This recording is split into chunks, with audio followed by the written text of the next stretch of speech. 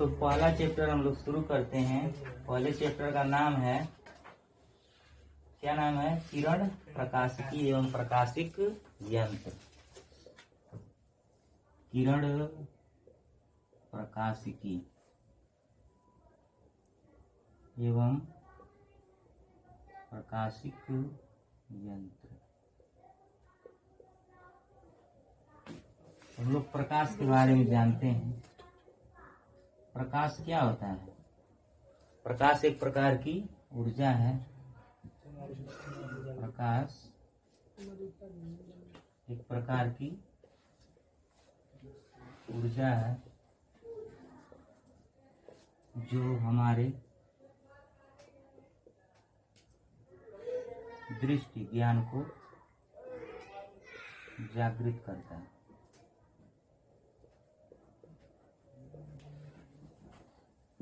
ठीक, ये सब चीजें सब लोग जानते हैं। अब आते हैं प्रकाश के गुण के बारे में।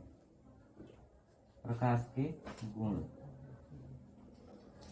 तो प्रकाश के बहुत से गुण होते हैं। प्रकाश वो है जिसके द्वारा हम वस्तुओं को क्या करते हैं? देखते हैं। उसी को क्या कहते हैं? प्रकाश। अभी लाइट बंद कर दिया जाए तो हम वस्तुओं को नहीं देख पाएंगे। यानी आंखों को अगर किसी चीज की जरूरत है, किसी वस्तु को देखने के लिए, तो वो क्या है? प्रकाश है। ठीक, प्रकाश चलता कैसे है? तो प्रकाश एक सीधी रेखा में चलता है। सीधी रेखा में चलता है। प्रकाश किन तरंगों के रूप में संचरित होता है? तो प्रकाश जो है वो विद्युत चुंबकीय तरंगों के रूप में संचरित होता है।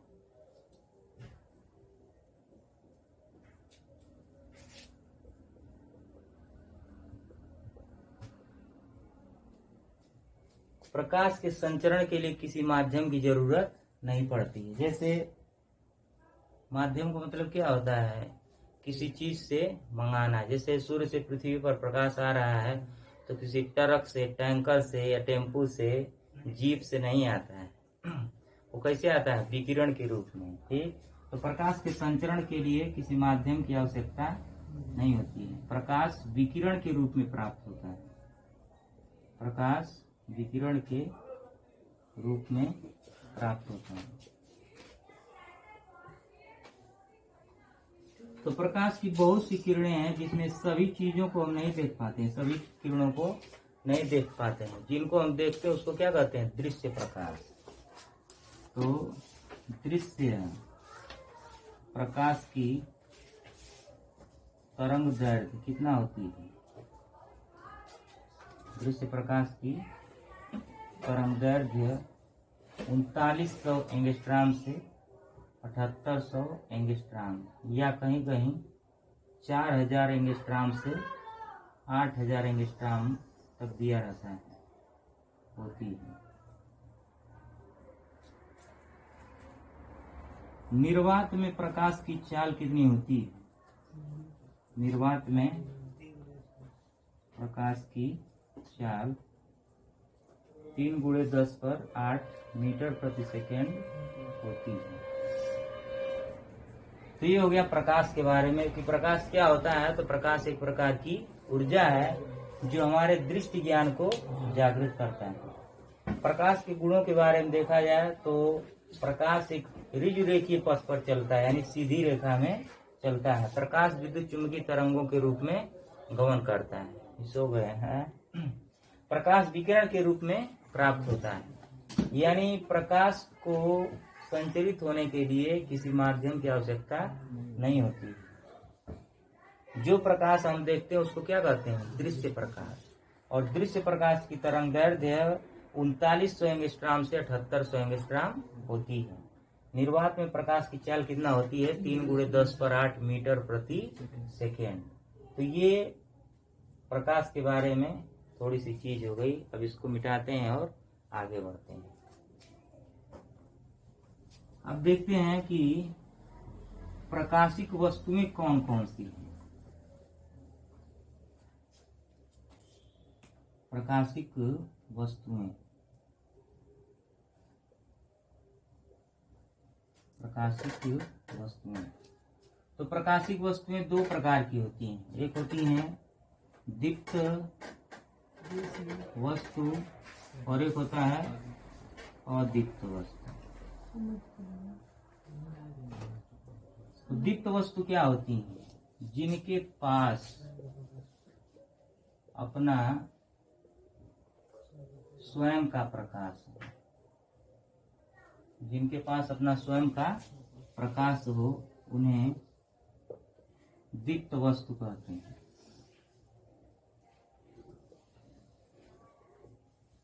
अदीप्त वस्तु जैसे सूर्य है, विद्युत बल्ब है, विद्युत बल्ब हो गया, लालटेन हो गया आदि। अदीप्त वस्तुएं जिनके पास अपना खुद का प्रकाश न हो, उन्हें कहते हैं अदीप्त वस्तुएं। जैसे पृथ्वी हो गई, चंद्रमा हो गया, ईंट हो गया, पत्थर, दीवार आदि। अब आता है प्रकाशिक माध्यम। प्रकाशिक माध्यम क्या होता है? तो प्रकाश जिन माध्यमों से होकर गमन करता है उसे कहते हैं प्रकाशिक माध्यम। प्रकाश जिन माध्यमों से होकर गमन करता है उसे प्रकाशिक माध्यम कहते हैं।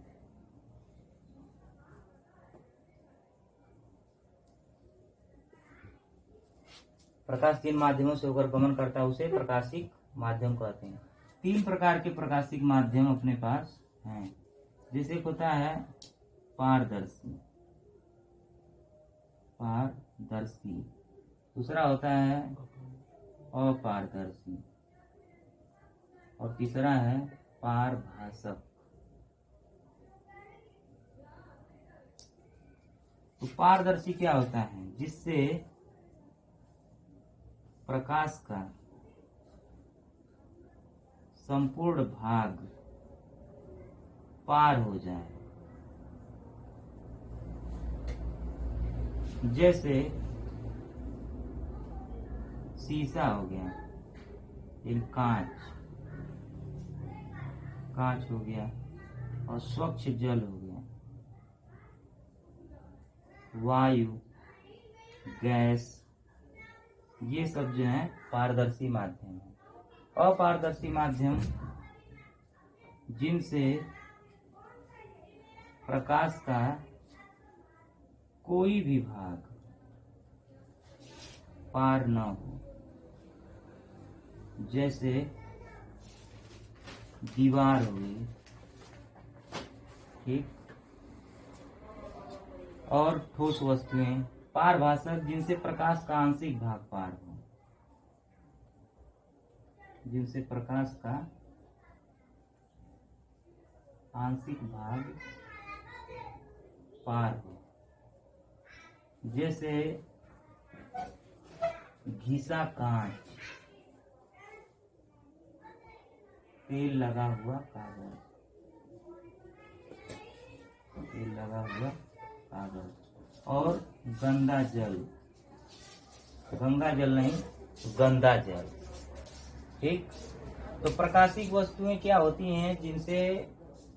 जिनके पास अपना खुद का प्रकाश होता है उनको कहते हैं दीप्त वस्तु। जिनके पास अपना खुद का प्रकाश नहीं होता उनको कहते हैं अदीप्त वस्तु। माध्यम क्या होता है? जिनसे होकर के कोई कार्य कराया जाता है उसी को कहते हैं माध्यम। जैसे प्रकाशिक माध्यम की बात किया जाएगा तो प्रकाश जिन माध्यमों से होकर गमन करता है उसे कहते हैं प्रकाशिक माध्यम। तो अपने पास तीन प्रकार के प्रकाशिक माध्यम है। एक होता है पारदर्शी माध्यम, दूसरा अपारदर्शी माध्यम और तीसरा पारभासक। तो पारदर्शी क्या होता है? जिससे प्रकाश का पूरा पूरा भाग इस पार से उस पार चला जाता है उसको क्या कहते हैं? पारदर्शी। जैसे कांच हो गया, स्वच्छ जल हो गया, वायु हो गई, गैस हो गया, ये सब क्या है? पारदर्शी माध्यम। अपारदर्शी माध्यम है जिनसे प्रकाश का कोई भी भाग इस पार से उस पार नहीं जाता है, उसको हम कहते हैं अपारदर्शी। जैसे दीवार एक अपारदर्शी माध्यम है जिसमें प्रकाश का कोई भी भाग इस पार से उस पार नहीं जा सकता है। पारभाषक क्या होता है? जिससे प्रकाश का आंशिक भाग पार होता हुआ प्रतीत हो, जैसे घिसा हुआ कांच है, तेल लगा हुआ कागज है और गंदा जल है, ये सब क्या होते हैं? पारभाषक होते हैं। तो ये सब प्रकाश से संबंधित कुछ छोटी छोटी बातें हैं जो कक्षा 10 में सब लोग पढ़ चुके हैं। तो थोड़ी जो इम्पोर्टेंट चीजें हैं बस उसको बताया जा रहा है। उसके बाद कक्षा 12 में कुछ निगमन है, उसको ध्यान देंगे।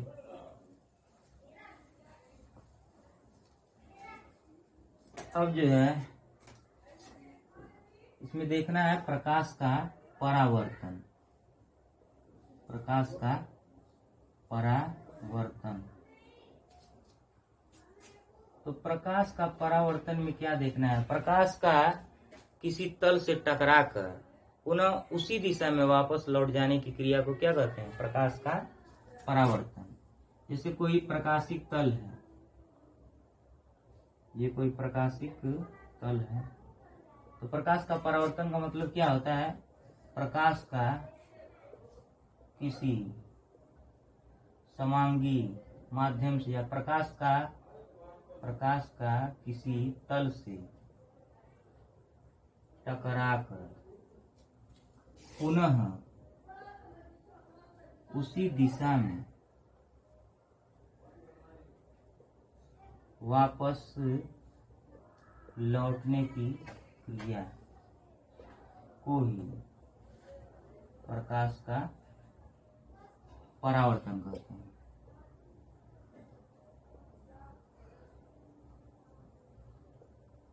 जैसे ये कोई प्रकाशिक तल है जिसके एक तरफ कलई किया हुआ रहेगा, ठीक, तो ये प्रकाशिक किरण है जो कि इस तल पर आपतित हो रही है, तो इसलिए हम इसको कहेंगे आपतित किरण। और तल के जिस बिंदु पर आपतित होती है उसको हम कहते हैं आपतन बिंदु। ये है प्रकाशिक तल, प्रकाशिक तल, और ये है आपतन बिंदु। अब यहाँ से टकरा कर ये उसी माध्यम में वापस लौट जाएगी, तो इसको हम कहेंगे परावर्तित किरण। परावर्तित किरण। और इस आपतित किरण, परावर्तित किरण और इस आपतन बिंदु पर अगर एक लंब खींच दिया जाए तो उसको हम कहेंगे अभिलंब। अब जो अभिलंब है, आपतित किरण और अभिलंब के बीच एक कोण बना रहा है जिसको हम कहेंगे आपतन कोण। अभिलंब और परावर्तित किरण के बीच जो कोण बन रहा है उसको हम कहेंगे परावर्तन कोण। ठीक, तो इस तरह से आ जाता है परावर्तन के नियम। परावर्तन के नियम। तो प्रकाश के परावर्तन के दो नियम हैं। पहला नियम क्या हो जाएगा कि आपतित किरण, परावर्तित किरण तथा आपतन बिंदु पर खींचा गया अभिलंब तीनों एक ही तल में होते हैं। पहला हो जाएगा आपतित किरण, परावर्तित किरण तथा आपतन बिंदु पर खींचा गया अभिलंब तीनों एक ही तल में होते हैं। तीनों एक ही तल में होते हैं। दूसरा क्या हो जाएगा कि आपतन कोण और परावर्तन कोण क्या होते हैं? बराबर होते हैं, अर्थात कोण I बराबर कोण R, यानी कि आपतन कोण बराबर परावर्तन कोण। तो इस तरह से हो गया प्रकाश का परावर्तन। तो प्रकाश का परावर्तन क्या होता है? प्रकाश का किसी तल से टकराकर पुनः उसी दिशा में लौटने की क्रिया को ही प्रकाश का परावर्तन कहते हैं। प्रकाश के परावर्तन के दो नियम हैं। पहला क्या है? आपतित किरण, परावर्तित किरण तथा आपतन बिंदु पर खींचा गया अभिलंब तीनों एक ही तल में होते हैं। आपतन कोण और परावर्तन कोण बराबर होते हैं। आपतन कोण किसे कहते हैं?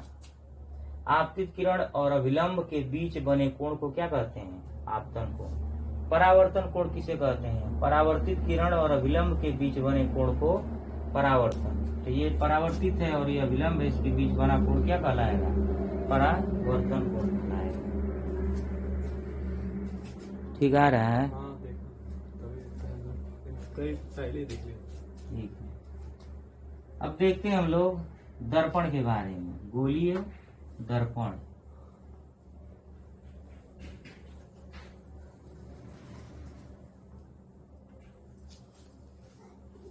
तो गोली दर्पण देखने से पहले हम लोग थोड़ा प्रतिबिंब के बारे में जान लेते हैं।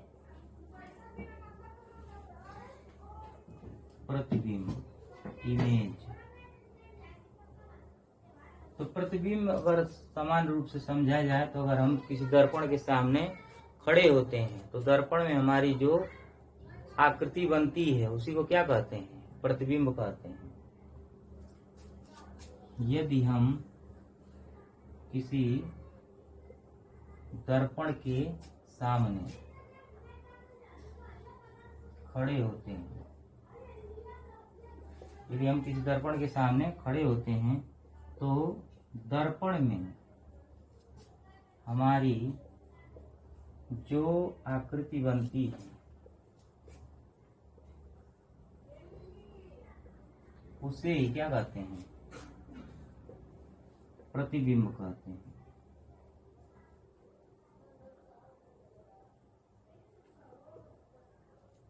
अब प्रतिबिंब के प्रकार देखा जाए तो प्रतिबिंब दो प्रकार के होते हैं। प्रतिबिंब के प्रकार, तो प्रतिबिंब दो प्रकार के होते हैं। एक होता है वास्तविक प्रतिबिंब, वास्तविक प्रतिबिंब, और दूसरा होता है आभासी प्रतिबिंब।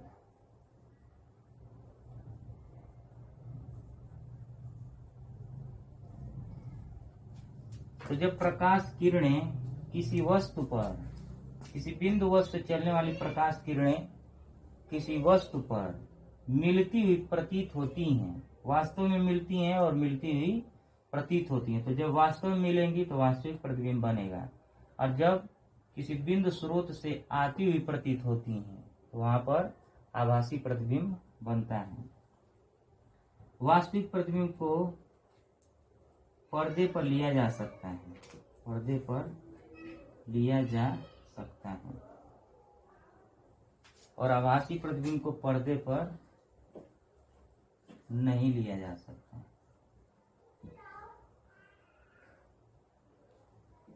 इसका फोटो खींचा जा सकता है, फोटो खींचा जा सकता है,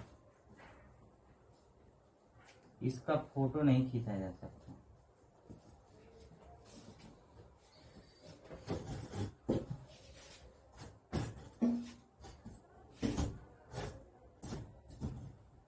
लेकिन अगर देखें परछाई का कभी कभी फोटो आ जाता है तो इसको पर्दे पर नहीं लिया जा सकता है, इसे पर्दे पर लिया जा सकता है, फोटो खींचा जा सकता है। बिंदु वस्तु से चलने वाली प्रकाश किरणें किसी बिंदु स्रोत से प्रकाश किरणें आती हुई प्रतीत होती हैं, आती हुई प्रतीत होती हैं, तब जाकर के आभासी प्रतिबिंब बनता है। किसी बिंदु स्रोत से चलने वाली प्रकाश किरण, चलने वाली प्रकाश किरणें किसी बिंदु पर वास्तव में मिलती हैं, वास्तव में मिलती हैं और इसमें मिलती हुई प्रतीत होती हैं।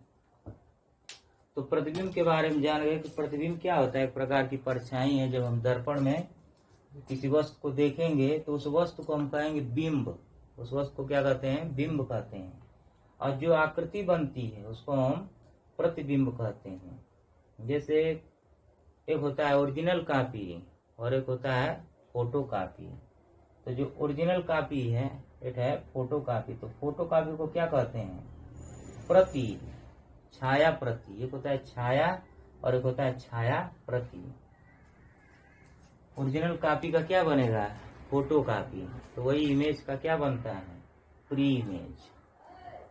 तो प्रतिबिंब क्या हो गया? दर्पण के सामने खड़े होने पर जो दर्पण में आकृति बने वो होती है प्रतिबिंब। और प्रतिबिंब होते हैं दो प्रकार के, वास्तविक और आभासी। वास्तविक प्रतिबिंब में प्रकाश किरणें किसी बिंदु स्रोत से आती हुई प्रकाश किरणें किसी बिंदु पर वास्तव में मिलती हैं। और आभासी में क्या होता है? किसी बिंदु स्रोत से चलने वाली प्रकाश किरणें किसी बिंदु स्रोत से आती हुई प्रतीत होती हैं, कि मैंने कहीं से प्रकाश किरणें आ रही हैं, ऐसा आभास होता है।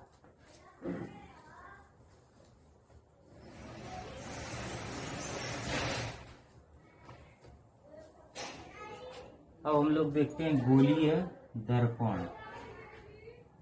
तो गोलीय दर्पण क्या होता है? गोलीय दर्पण कांच के खोखले गोले का कटा हुआ भाग है। कांच के खोखले गोले का कटा हुआ भाग, जिसके एक तरफ पारे या रेड ऑक्साइड की कलई की जाती है। तो कांच के खोखले गोले का ये कटा हुआ भाग है जिसकी एक तरफ पारे या रेड ऑक्साइड की कलई की जाती है। ठीक। गोली दर्पण दो प्रकार के होते हैं। गोलीय दर्पण जो है दो प्रकार के होते हैं। एक होता है अवतल दर्पण और दूसरा होता है उत्तल दर्पण। तो अवतल दर्पण क्या है? जिसमें दबे हुए तल से प्रकाश का परावर्तन होता है।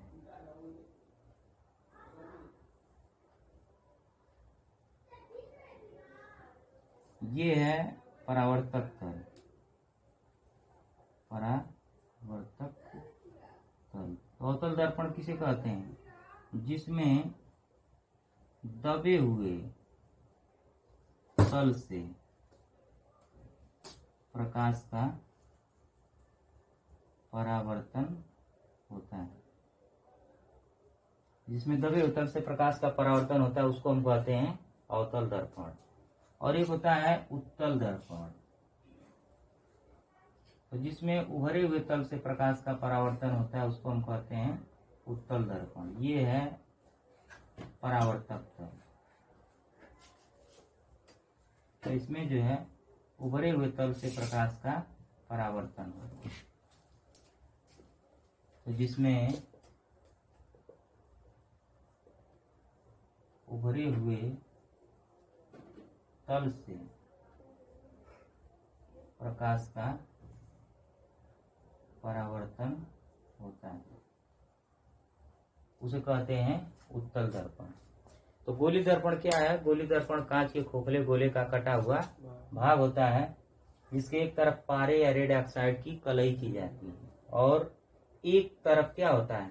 परावर्तक तल होता है। एक तरफ क्या किया जाता है? पारे या रेड ऑक्साइड की कलई की जाती है तथा दूसरा तल परावर्तक तल होता है। दूसरा तल परावर्तक तल होता है। गोली दर्पण दो प्रकार के होते हैं। एक होता है अवतल दर्पण, दूसरा होता है उत्तल दर्पण। अवतल दर्पण क्या होता है? अवतल यानी दबल। ठीक। तो जिसके दबे हुए तल से प्रकाश का परावर्तन होता है उसको कहते हैं अवतल दर्पण। और जिसके उभरे हुए तल से प्रकाश का परावर्तन होता है उसको कहते हैं उत्तल दर्पण। उत्तल यानी उठल, अवतल यानी दबल। तो यही है। अब आते हैं गोली दर्पण से संबंधित कुछ परिभाषाएं। तो ये परिभाषा जानना बहुत जरूरी है। बस इस चैप्टर का मेन उद्देश्य है इन परिभाषाओं को पहले बताना, जो आगे सूत्र निगमन में काम आएंगी। तो गोलीय दर्पण से संबंधित कुछ परिभाषाएं, गोलीय दर्पण से संबंधित कुछ परिभाषाएं।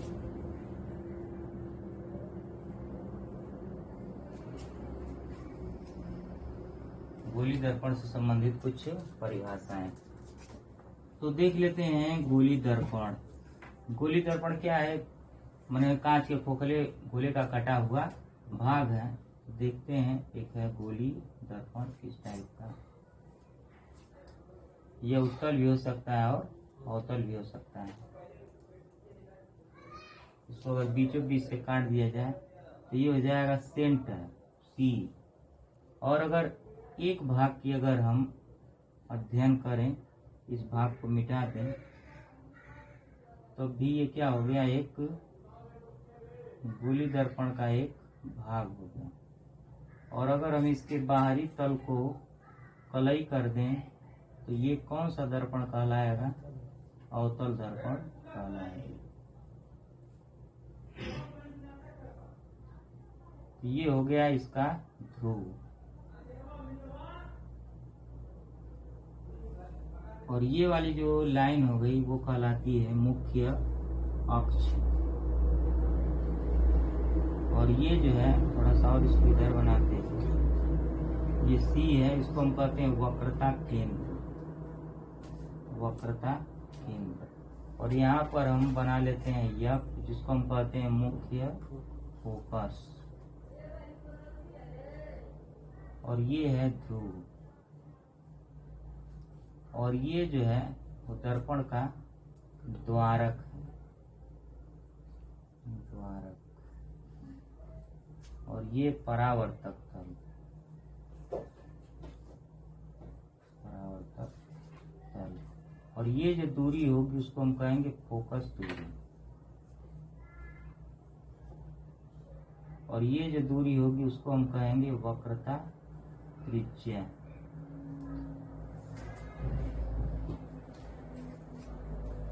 तो पहले हम देखते हैं वक्रता केंद्र, वक्रता केंद्र के बारे में। तो यही है वक्रता केंद्र। ये गोला है, तो गोली दर्पण का एक भाग है ये। गोली दर्पण जिस खोखले गोले का कटा हुआ भाग होता है उसके केंद्र को क्या कहते हैं?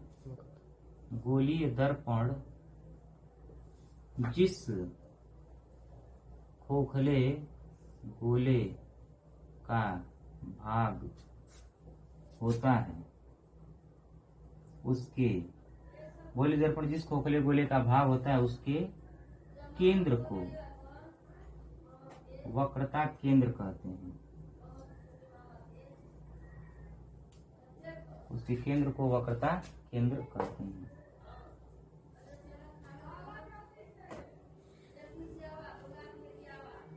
थोड़ा सा रुकना, तो एक मिनट। देखते हैं कौन सी। वक्रता केंद्र के बाद आ जाएगा फोकस दूरी, फोकस दूरी। वक्रता केंद्र हो गया, फोकस दूरी हो गया। उससे पहले जानते हैं वक्रता त्रिज्या, वक्रता त्रिज्या। तो एकदम साफ साफ इसमें दिख रहा है कि दर्पण के ध्रुव और वक्रता केंद्र के बीच की दूरी, दर्पण के ध्रुव व वक्रता केंद्र के बीच की दूरी, दर्पण के ध्रुव व वक्रता केंद्र के बीच की दूरी को क्या कहते हैं? वक्रता त्रिज्या कहते हैं। फिर आ जाएगा, इसे आर से प्रदर्शित करते हैं, कैपिटल आर से। फिर फोकस दूरी की बात किया जाए, फोकस दूरी। तो दर्पण के ध्रुव, दर्पण के ध्रुव व मुख्य फोकस के बीच की दूरी, दर्पण के ध्रुव और मुख्य फोकस के बीच की दूरी को क्या कहते हैं? फोकस दूरी कहते हैं। अब बात आती है ध्रुव किसे कहते हैं। तो ये चौथा पॉइंट है ध्रुव। ये परावर्तक तल है ये वाला। तो परावर्तक तल यहाँ से लेके यहाँ तक पूरा है। ये परावर्तक तल के मध्य बिंदु को क्या कहते हैं? दर्पण का ध्रुव। परावर्तक तल के मध्य बिंदु को दर्पण का ध्रुव कहते हैं। परावर्तक तल के मध्य बिंदु को क्या कहते हैं? दर्पण का ध्रुव कहते हैं। फिर जो है आ जाएगा मुख्य फोकस। तो यहाँ से देखिए किसी बिंदु से चलने वाली प्रकाश किरणें परावर्तन के बाद जिस बिंदु से होकर गुजरती हैं उसी को क्या कहते हैं? मुख्य फोकस। किसी मुख्य अक्ष के समांतर चलने वाली, मुख्य अक्ष के समांतर चलने वाली प्रकाश किरणें परावर्तन के बाद जिस बिंदु से गुजरती हैं उसे ही मुख्य फोकस कहते हैं। अब मुख्य अक्ष क्या होता है? मुख्य अक्ष, तो मुख्य अक्ष क्या है? इन सबको मिलाने वाली रेखा क्या कहलाती है? यहाँ से पूरे यहाँ तक मुख्य अक्ष कहलाती है। वक्रता केंद्र, मुख्य फोकस तथा ध्रुव को मिलाने वाली रेखा। वक्रता केंद्र, मुख्य फोकस तथा ध्रुव को मिलाने वाली रेखा मुख्य अक्ष कहलाती है। वक्रता केंद्र, मुख्य फोकस तथा ध्रुव को मिलाने वाली रेखा क्या कहलाती है? मुख्य अक्ष कहलाती है। तो ये हो गया गोली दर्पण से संबंधित कुछ मुख्य परिभाषाएं, जिसमें वक्रता केंद्र क्या होता है? गोला जिस माने गोले के केंद्र को ही क्या कहेंगे? वक्रता केंद्र कहेंगे। गोले की त्रिज्या को क्या कहेंगे? वक्रता त्रिज्या कहेंगे। मुख्य अक्ष के समांतर चलने वाली प्रकाश किरण जिस बिंदु से होकर गुजरेगी पहले उसको कहते हैं मुख्य फोकस। यानी जो प्रकाश किरण जा रही है उसका कहाँ पर फोकस हो रही है, किससे होकर गुजर रही, वही हो जाएगा उसका मुख्य फोकस। और मुख्य फोकस से जो ध्रुव होगा, ध्रुव क्या होगा? परावर्तक तल का मध्य बिंदु। मुख्य फोकस से ध्रुव के बीच की दूरी मुख्य फोकस दूरी कहलाएगी। वक्रता केंद्र से ध्रुव के बीच की दूरी वक्रता त्रिज्या कहलाएगी। तो अगर देखें ध्यान से तो फोकस दूरी वक्रता त्रिज्या की क्या है? आधी है। तो अगर फोकस दूरी और वक्रता त्रिज्या में संबंध पूछा जाए, फोकस दूरी व वक्रता त्रिज्या में संबंध, तो फोकस दूरी और वक्रता त्रिज्या में क्या संबंध होता है कि फोकस दूरी वक्रता त्रिज्या की आधी होती है। फोकस दूरी वक्रता त्रिज्या की आधी होती है। तो इस तरह से ये हो गया गोली दर्पण से संबंधित कुछ परिभाषाएं। अब इसके बाद देखेंगे अवतल दर्पण और उत्तल दर्पण में किस तरह से प्रतिबिंब का निर्माण होता है और कितने स्थितियों में प्रतिबिंब का निर्माण होता है। फिर उसके बाद फोकस दूरी के सूत्र का किस तरह से दोनों दर्पणों में निगमन करेंगे। तो उत्तल दर्पण और अवतल दर्पण हो, चाहे कोई भी दर्पण हो, दोनों में फोकस दूरी का सूत्र होता है 1/f बराबर 1/b प्लस 1/u। प्लस होता है, लेंस में माइनस हो जाता है। और जो अवतल दर्पण है उसमें इमेज फॉर्मेशन के कुल 6 स्थितियां होती हैं और उत्तल दर्पण में इमेज फॉर्मेशन की 2 स्थितियां होती हैं। और जब लेंस की बात किया जाएगा तो उत्तल लेंस में 6 स्थितियां होगी इमेज फॉर्मेशन के और अवतल लेंस में 2 स्थितियां होंगी।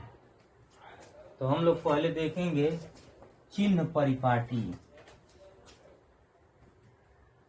मैंने गोली दर्पण की चिन्ह परिपाटी कि किधर से प्रकाश किरणें डाली जाएंगी और किस दिशा में नापी गई दूरियां धनात्मक होंगी, ऋणात्मक होंगी, वस्तु कहाँ पर रखी जाएगी, ये सब चीजों के बारे में देखेंगे।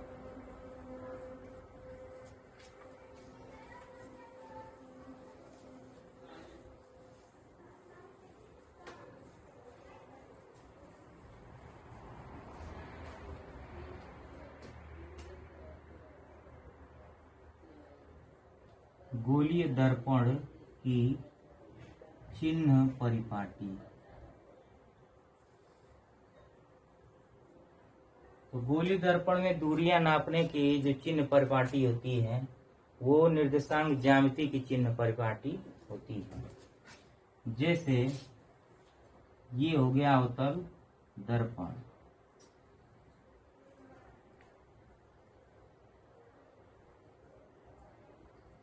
और ये हो गया ध्रुव, और ये हो गया मुख्य फोकस, और ये हो गया वक्रता केंद्र। तो प्रकाश किरणें किसी दर्पण पर सदैव बाईं से दाईं तरफ डाली जाती है।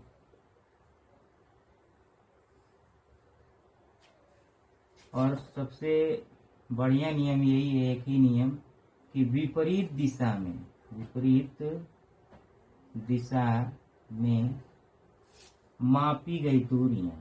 मापी गई दूरियां ऋणात्मक चिन्ह से ली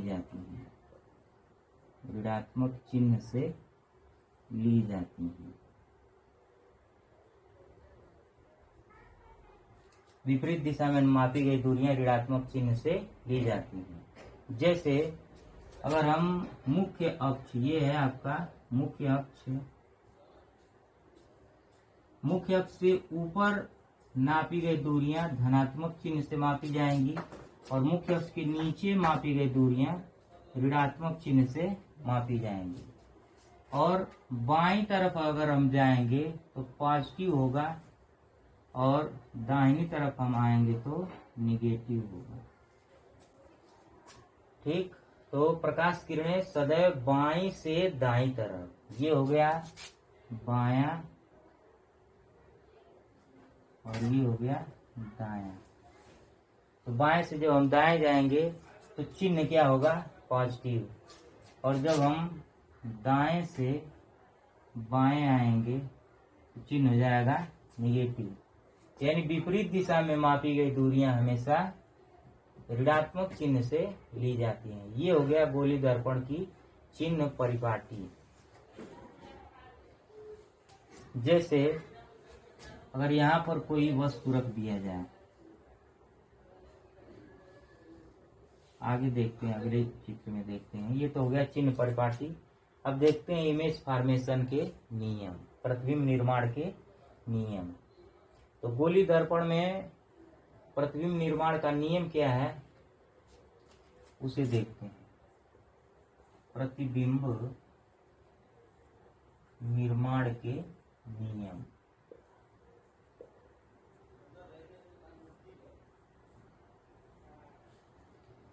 तो देखिए, पहला नियम ये है कि किसी भी बिंदु वस्तु से बहुत सी प्रकाश किरणें होकर के गुजरती हैं, लेकिन हमें केवल दो प्रकाश किरणों के बारे में ही अध्ययन करना होता है। किसी बिंदु वस्तु से बहुत सी किरणें होकर गुजरती हैं, लेकिन हमें केवल दो ही किरणों के बारे में अध्ययन करना होता है। अब देखते हैं वो कौन कौन सी किरणें हैं जिनके बारे में अध्ययन करना होता है। तो पहली वो होती है, पहली वह किरण जो मुख्य अक्ष के समांतर जाती है तथा मुख्य फोकस से होकर गुजरती है, मुख्य फोकस से होकर गुजरती है। अगर उसका चित्र बनाए तो चित्र कुछ इस तरीके का बनेगा। चाहे अवतल दर्पण हो चाहे उत्तल दर्पण, दोनों में यही रूल लगेगा। ये हो गया मुख्य फोकस और ये हो गया वक्रता केंद्र। ये हो गया बिंदु वस्तु। तो इस बिंदु वस्तु से बहुत सी किरणें होकर के गुजरेंगी, ये बहुत सी किरणें होकर गुजरेंगी, लेकिन केवल दो किरणों के बारे में हमको अध्ययन करना होगा। पहली किरण ये है जो मुख्य अक्ष के समांतर गई है, और जब ये भी क्या है, परावर्तक तल है, इस परावर्तक तल से टकराएगी तो मुख्य फोकस से होकर के गुजर जाएगी। ये हो गया आपका मुख्य फोकस और ये रिफ्लेक्ट हो गई। दूसरी वह जो वक्रता केंद्र से होकर जाती है, वक्रता केंद्र से होकर जाती है तथा उसी दिशा में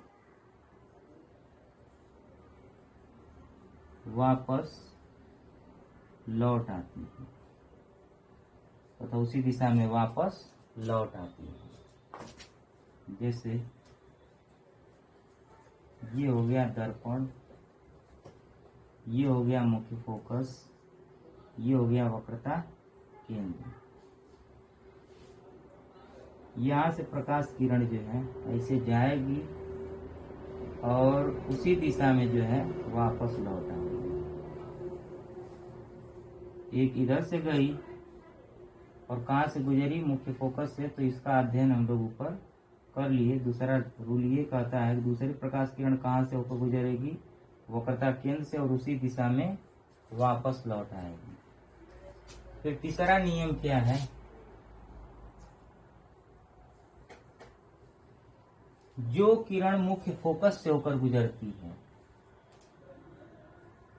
मुख्य फोकस समांतर नहीं है, मुख्य फोकस से ही डायरेक्ट गुजरेगी, मुख्य फोकस से होकर गुजरने वाली प्रकाश किरण परावर्तन के बाद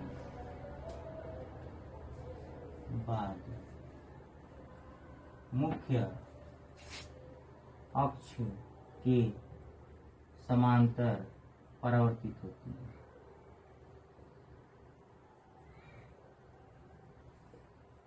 यानी इस टाइप का बनेगा ये।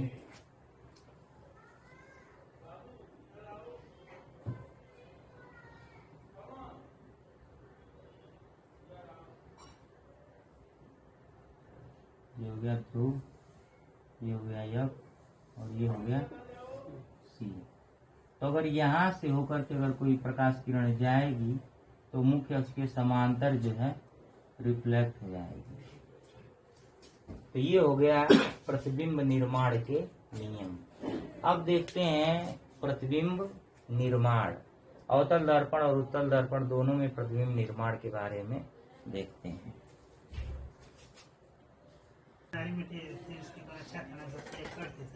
अवतल दर्पण में प्रतिबिंब निर्माण,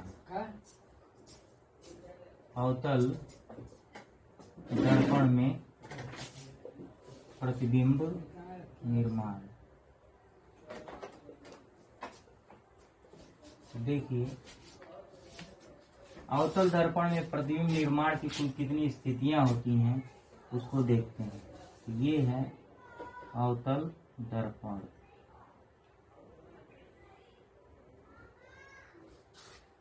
ये हो गया P, ये हो गया F और ये हो गया C। तो अवतल दर्पण में प्रतिबिंब निर्माण की कुल 6 स्थितियां होती हैं। अवतल दर्पण में प्रतिबिंब निर्माण की कुल 6 स्थितियां हैं।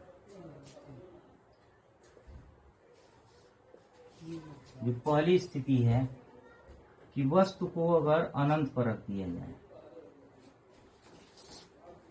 पहली स्थिति हो गई जब वस्तु अनंत पर हो। दूसरी स्थिति है जब वस्तु C से परे हो।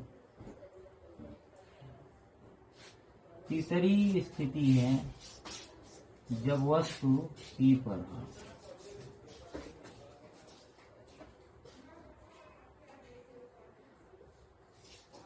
चौथी स्थिति है जब वस्तु C व F के बीच है।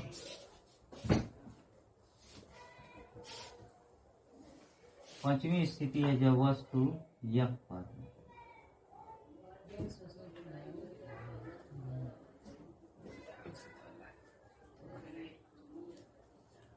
जब वस्तु F पर हो, शांत रहो, सो जाओ। और जब वस्तु F व P के मध्य है। तो इस तरह से कुल कितनी स्थिति हो गई? 6 स्थितियां हो गई। 6 स्थितियों में प्रतिबिंब निर्माण होगा। अब एक एक स्थिति के बारे में देखेंगे कि वस्तु कहाँ रखी गई है और प्रतिबिंब की प्रकृति क्या है, प्रतिबिंब कैसा बनेगा। तो हमेशा जो है प्रतिबिंब इन 6 स्थितियों 5 स्थितियों में प्रतिबिंब की प्रकृति क्या होगी? वास्तविक एवं उल्टा, वास्तविक एवं उल्टा। मात्र इस एक स्थिति में आभासी और सीधा, आभासी तथा सीधा। खाली एक स्थिति में प्रतिबिंब जो है आभासी और सीधा बनता है। बाकी इन 5 स्थितियों में प्रतिबिंब कैसा बनेगा? वास्तविक एवं उल्टा बनेगा। तो अवतल दर्पण में प्रतिबिंब निर्माण की कुल कितनी स्थितियां हो गई? 6 स्थितियां हो गई, जिसमें 5 स्थितियों में प्रतिबिंब कैसा बन रहा है? वास्तविक और उल्टा। और एक स्थिति में बनेगा आभासी तथा सीधा। वो कौन सी स्थिति है? जब वस्तु F व P के मध्य हो। F यानी मुख्य फोकस और ध्रुव के बीच रखी गई है।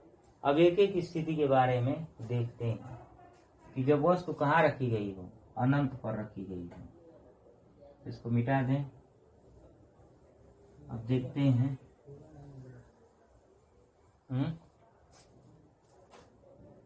कोई दिक्कत, कोई समस्या?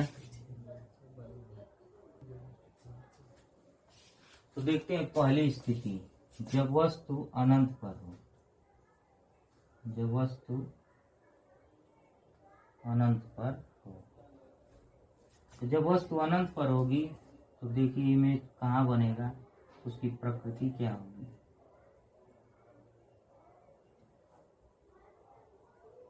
ये हो गया P, ये हो गया F, ये हो गया C।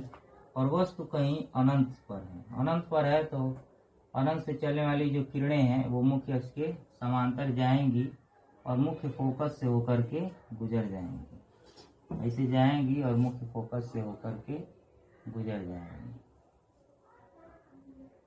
तो इमेज जो है कैसा बनेगा देखिए, इसी टाइप का इमेज जो बनेगा। किस टाइप का बन रहा है? जहाँ पर दोनों का कटान होगा वहीं पर बन जाएगा प्रतिबिंब। तो ये अनंत पर वस्तु है। वस्तु कहाँ है? अनंत पर। तो प्रतिबिंब की प्रकृति क्या होगी? प्रतिबिंब की स्थिति क्या होगी? प्रतिबिंब की स्थिति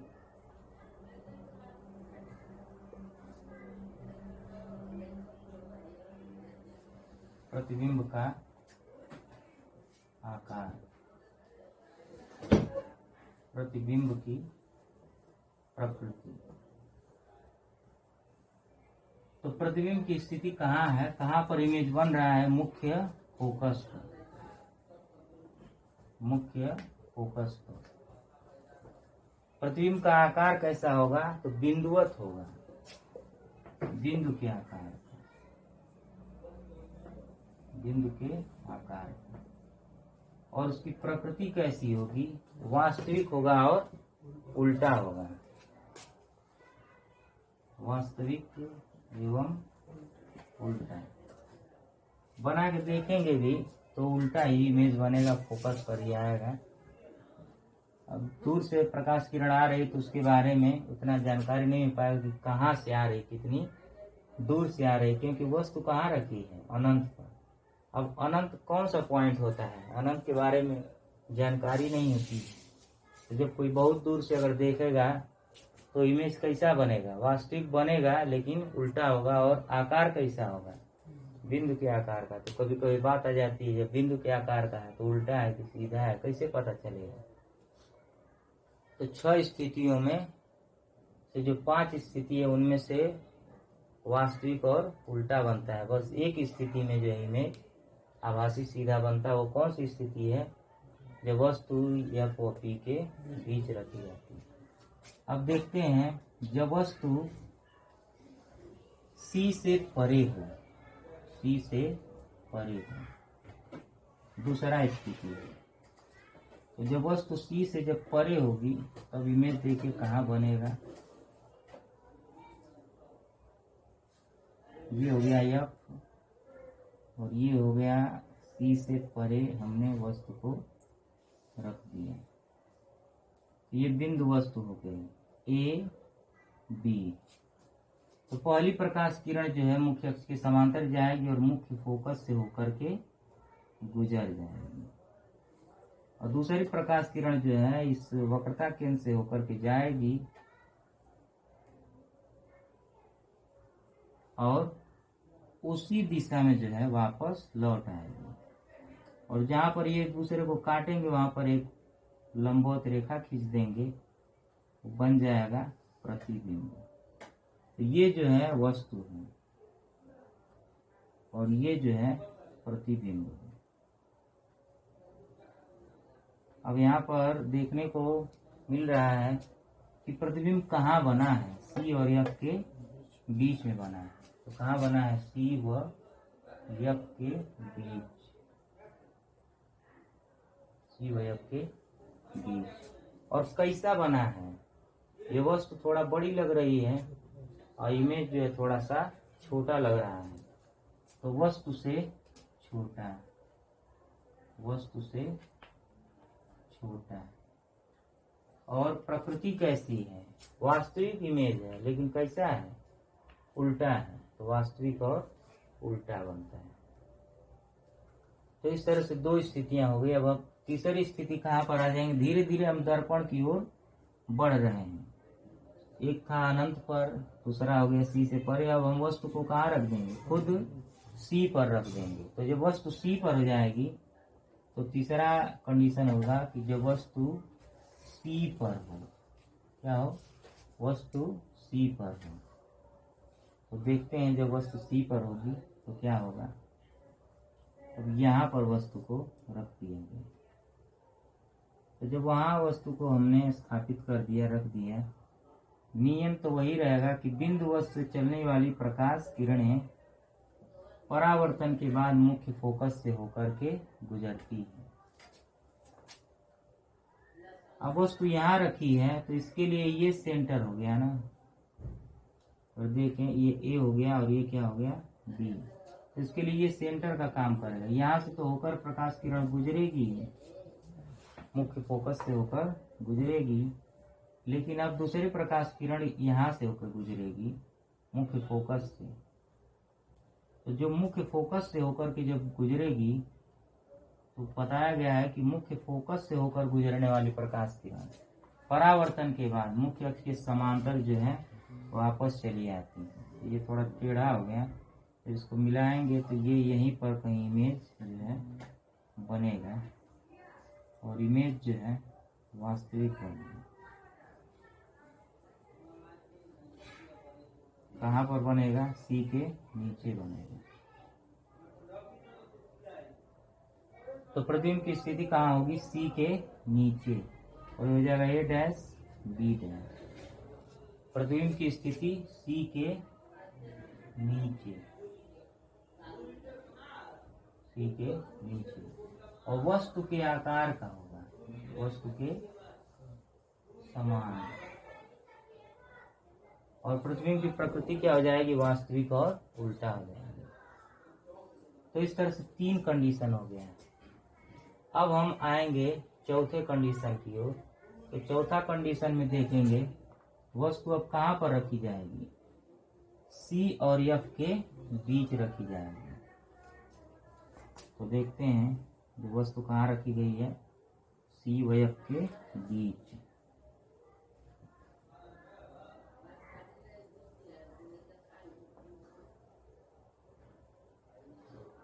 क्योंकि ये सब हाई स्कूल में पढ़े हैं सब लोग, इसलिए जल्दी जल्दी देख सकते हैं। ये हो गया एफ, ये हो गया सी। अब वस्तु कहाँ पर रखी है, सी और एफ के बीच रखी है। तो सी और एफ के बीच में जब वस्तु रखी है तो देखेंगे कि इमेज कहाँ पर बनेगा। तो देखिए कहाँ पर बनता है, और प्रकृति तो हमेशा कैसी रहेगी, वास्तविक और उल्टा ही रहेगा। तो यहाँ से होकर के मुख्य अक्ष के समांतर जो किरण जाएगी, परावर्तन के बाद मुख्य फोकस से होकर के गुजरेगी। इतना तो पता ही है। ये कौन सा स्थिति है, नंबर 5 हो गया ना, 4 हो गया। जब वस्तु कहाँ है, सी व एफ के बीच, सी व एफ के बीच, वस्तु सी व एफ के बीच। अब देखिए इसमें ये दूरी और ये दूरी, वस्तु को सी और एफ के बीच रखा गया है। तो दूसरी प्रकाश किरण कहाँ से होकर गुजरेगी, कहाँ से होकर गुजरेगी, मुख्य फोकस से तो आ गई। अब वक्रता केंद्र से ना, वक्रता केंद्र से होकर के जाएगी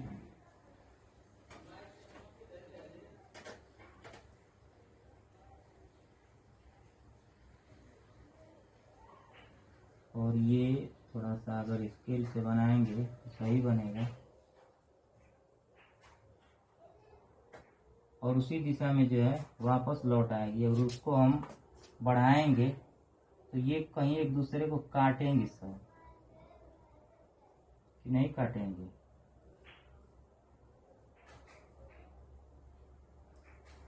थोड़ा सा ये गड़बड़ बन रहा है,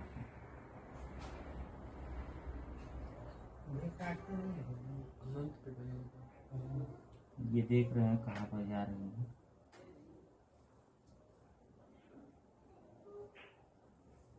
ये तो एक दूसरे को काट नहीं पा रहे हैं। तो इस तरह से इमेज कहाँ बन जाएगा, अनंत पर बनेगा।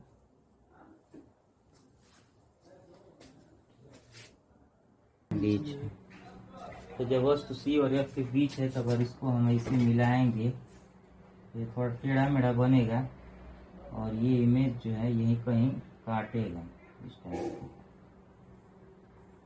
से कहीं काटेगा।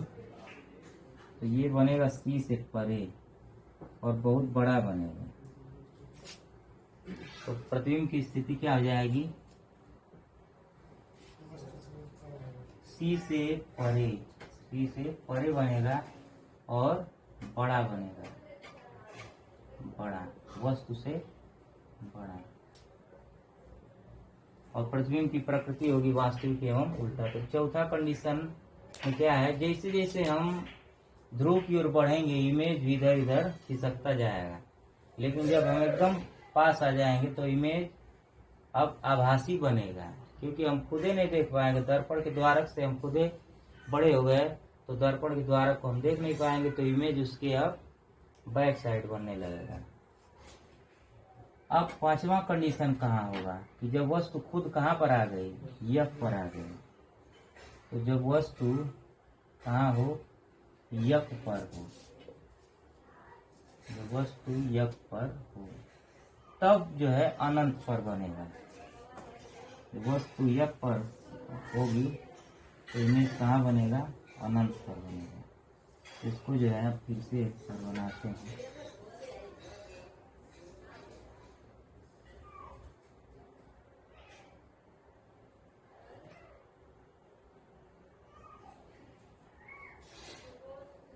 वस्तु जो है यक पर,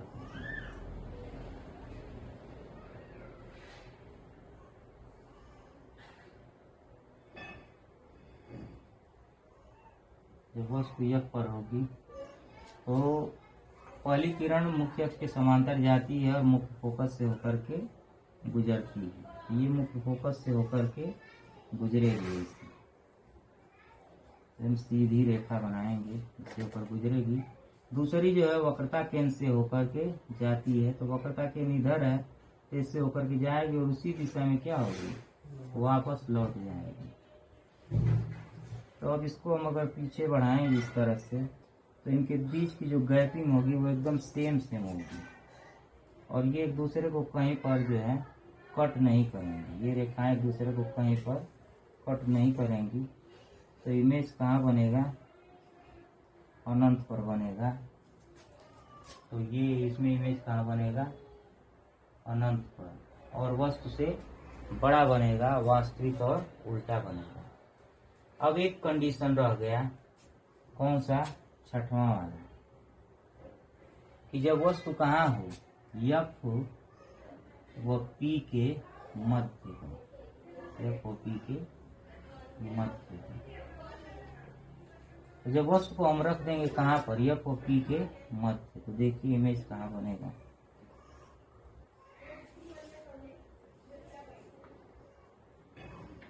ये हो गया, एफ हो गया, और ये सी हो गया, और ये सी हो गया। यहाँ पर वस्तु रखी है। तो पहली जो प्रकाश किरण है वो मुख्य अक्ष के समांतर जाती है और मुख्य फोकस से होकर के गुजरती है, ठीक।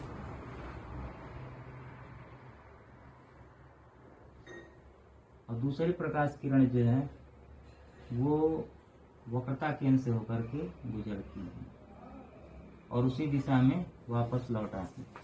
तो अगर इसको हम पीछे बढ़ाएंगे तो एकदम जो है ऐसे भागती चली जाएंगी और कहीं पर मिलेंगी नहीं।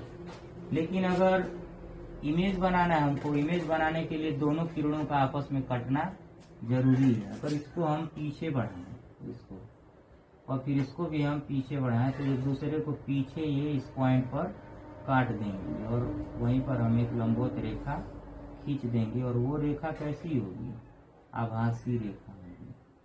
इसको हम अविच्छिन्न रेखा यानी डॉट डॉट वाली लाइन कहेंगे। तो ये हो गया ए बी, तो ये हो जाएगा ए डैश बी डैश।